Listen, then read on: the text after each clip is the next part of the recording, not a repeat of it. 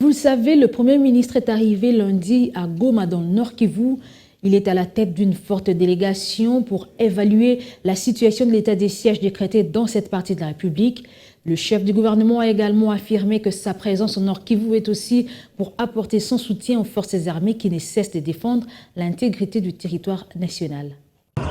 Ma présence d'abord indique l'attachement du gouvernement de la République pour non seulement cette province, mais tous ses habitants et surtout notre détermination dans la quête de la paix dans cette partie de la République. Bien sûr, ici nous sommes venus avec une forte délégation des membres du gouvernement,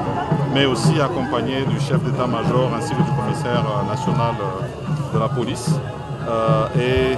notre but ici, c'est d'abord bien sûr le premier, une évaluation de l'état de siège en cours, mais aussi d'autres volets qui vont être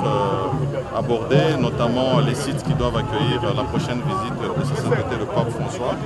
ainsi que parce que nous parlons de ces questions de paix, nous devons aussi parler des questions de développement. Et donc,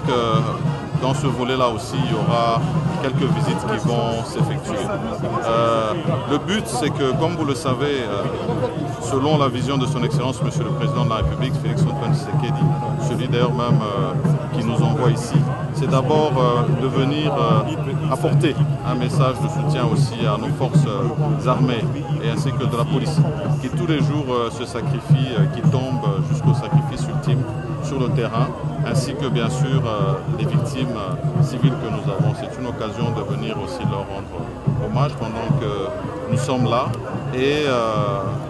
encourager bien sûr le travail qui se fait sur le terrain. Inviter toute la population à continuer à soutenir nos forces armées ainsi que de la police dans cette lutte dans laquelle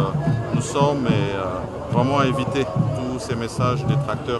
qui ont tendance à vouloir décourager tout cet élan pour ramener cette paix ici dans cette partie du pays qui n'a souffert que depuis plusieurs années.